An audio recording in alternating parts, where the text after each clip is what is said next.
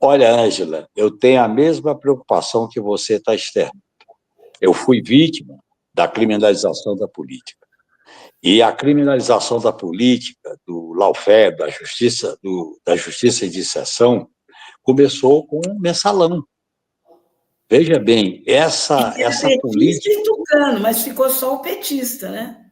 Claro, mas olha bem, os tucanos e a velha classe dominante apoiou o golpe, mas quem levou foi o fascista Bolsonaro. Essa que é a verdade. PSDB, PMDB, parte do PMDB, parte desse PFL, etc. Com Eduardo Cunha, com Aécio e companhia, deram o golpe. Mas quem levou foi a direita fascista. Portanto, esse conflito é um conflito interessante que nós temos que analisar.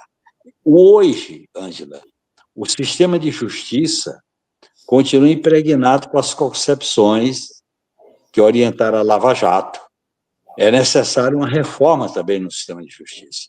Hoje, a Suprema Corte está cumprindo um papel importante no enfrentamento da tentativa golpista. Nós temos que ressaltar, valorizar. Agora, nós temos que defender reformas institucionais, e uma delas é a, a reforma das instituições dos três poderes, inclusive o Poder Judiciário. Veja bem, o Conselho de Justiça, feito, né? Com esse o Conselho Congresso. Nacional de Justiça, o Conselho do Ministério Público, são conselhos corporativos, não cumpre o papel de ser órgão de controle externo, de fiscalização externa. Portanto, eu acho que é um debate que nós temos que retomar. No fundo, a agenda da reforma institucional e democrática não pode ficar congelada, e nós temos que tratar esse tema, senão a gente vai se surpreender com novas tentativas golpistas, com novas lava-jato, porque isso está germinando lá no fundo. Veja bem, o golpe de 2016 nasceu também da impunidade em relação a 64. E em relação a essa impunidade, gerou a intentona golpista, que fracassou. Imagine se não tivesse fracassado, tinha sido pior do que o AI-5.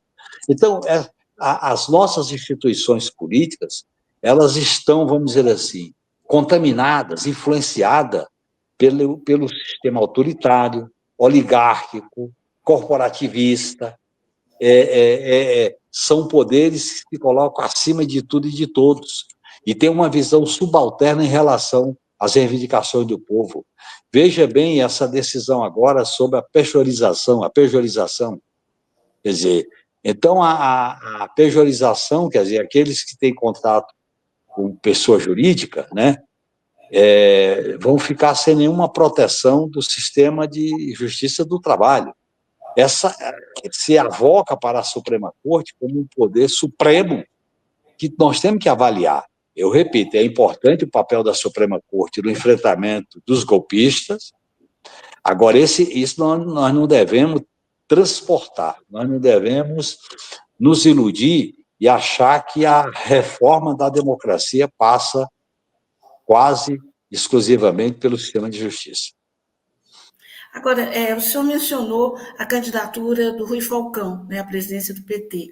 O senhor acredita que, enfim, uma vez vitorioso, ele possa dar esse gás, essa vida nova quase para o PT? Porque o PT está meio quietinho, né? Enfim, olha, não podia estar aí puxando. Pela experiência do Rui Falcão como deputado federal, como fundador do PT, como deputado estadual, pela experiência dele, principalmente quando ele presidiu o PT em momentos delicados e cruciais da vida do partido, pelas posições que ele tem defendido, pelas ideias que ele quer que a base do PT seja ouvida, que a base do PT se posicione, que o PT seja um partido que se coloque contra essa ordem neoliberal, que o PT seja um partido da mobilização popular. Eu acho que ele vai cumprir esse papel como presidente do PT. E eu acho que o PT está precisando de uma reforma à esquerda. Eu acho que, na própria relação com o governo Lula, o PT tem que ter mais autonomia para cobrar, para exigir, para fiscalizar. Eu defendo, inclusive, que a esquerda que está no governo se articule, porque só a direita, o centrão, é que pressiona. A esquerda também tem que pressionar. E eu acho que o Rui Falcão pode cumprir um papel importante na nova direção do PT. Certo.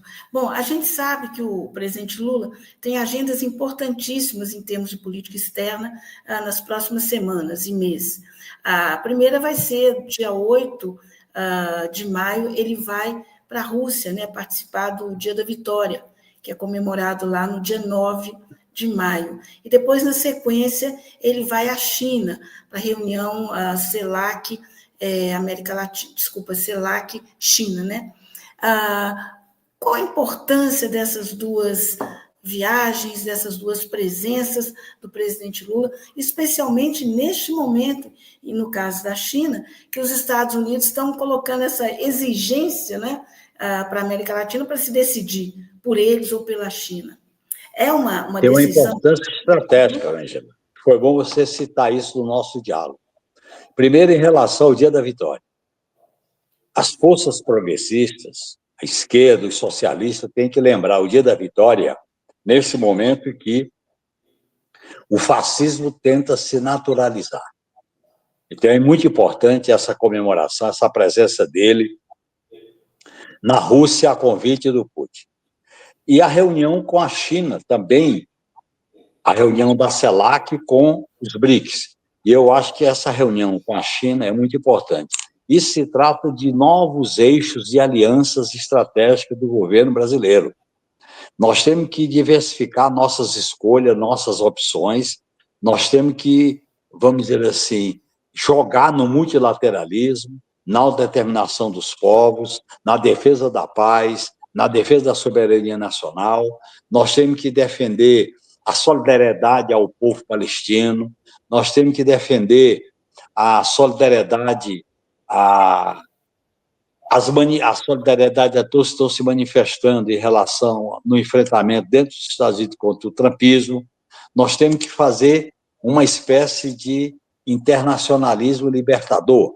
E eu acho que a relação de governos contribui para essa perspectiva. Claro que não é só o governo, também existe a presença de movimentos, de partidos, de intelectuais, de campanhas, né? Quer dizer, nós não podemos aceitar que se normalize o trumpismo, o fascismo, o tarifaço, que se normalize o extermínio do povo palestino. Nós não podemos aceitar, porque é o futuro da humanidade que está em risco, que está em debate.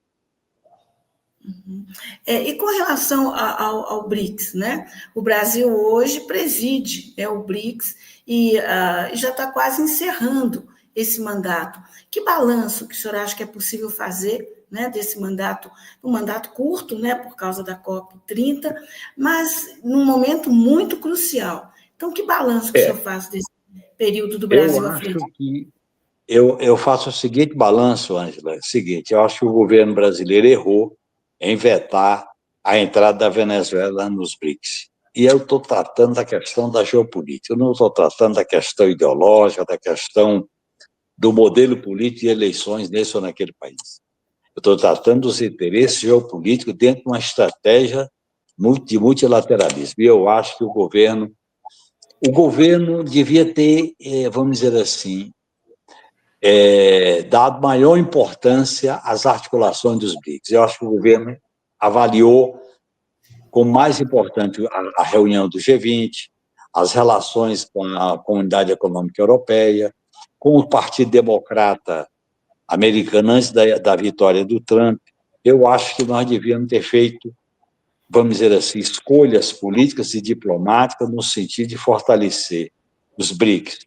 E um país com a dimensão continental do nosso, um país que não tem conflito fronteiriço, um país que tem projeção do exercício do soft power, quer dizer, não é poder de dominação, não é poder de opressão, mas é um poder de parcerias estratégicas.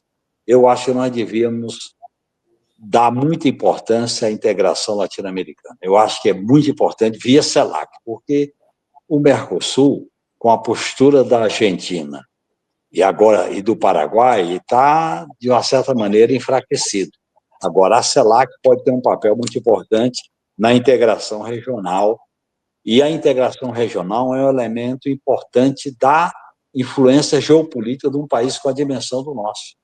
que é uma dimensão continental, uma dimensão de interesses convergentes, interesses complementares, uma dimensão que estabelecerá parcerias.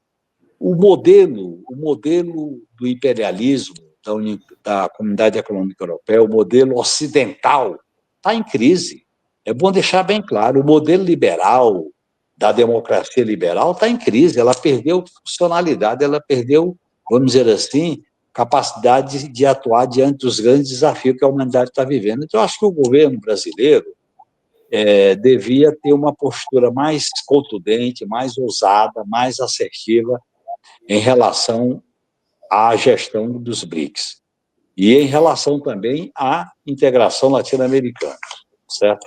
Eu acho que nós temos que estar presentes nos vários eixos, nos vários fóruns, nas várias articulações do multilateralismo.